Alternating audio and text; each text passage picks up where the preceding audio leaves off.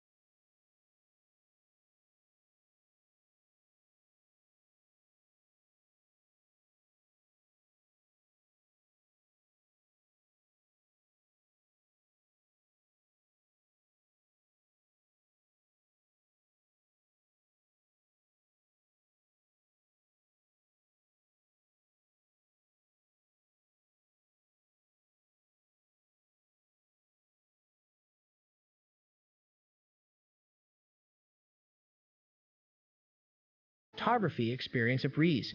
At just 17.5 ounces, this little powerhouse is a joy to carry around. Gone are the days of twin control dials solely on the back of the camera. Now we have a third control dial up front, giving us seamless control with both our forefinger and thumb. It's a welcome change on the A6700. And let's not forget about that wider grip, perfectly designed for a comfortable hold. Sony really hit the nail on the head with this one, and photographers of all kinds will appreciate it. Plus, they've moved the UHS-2 SD card slot to the side, allowing room for the popular and long-lasting Z-type battery. No more worrying about running out of juice mid-shoot. One of my personal favorite updates is the addition of a proper AF on button. It's a game changer when it comes to nailing those precise focus points. But on the downside, the video record button got a new home on top of the camera, which isn't bad, but it's left a custom button in a rather awkward position. Now, as much as I love this camera, we have to address the elephant in the room, the lack of a joystick for autofocus control and menu navigation. It's a bit of a bummer for some, especially if you're used to that level of control in other cameras. In conclusion, the Sony A6700 brings significant ergonomic improvements, making it a worthy upgrade.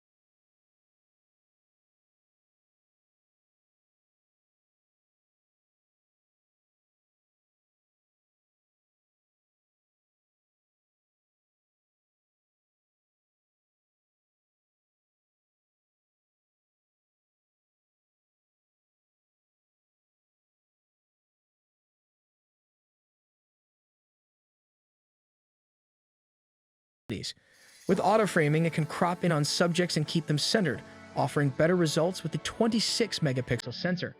Recording oversampled video up to 4K 60p is a big plus, but there's a slight crop factor in 4K 60p and a more substantial 1.6x crop in 4K 120p. However, the rolling shutter is well controlled without a stacked sensor. We were concerned about overheating, but the A6700 lasted 46 minutes when recording 4K at 24 FPS with the heat threshold set to high. In 4K 60p, it lasted around 26 minutes. In 1080p, the camera excels, going well over 2 hours without overheating. It even works as a capable webcam. Sony's color science makes adjusting files easy, giving you creative freedom.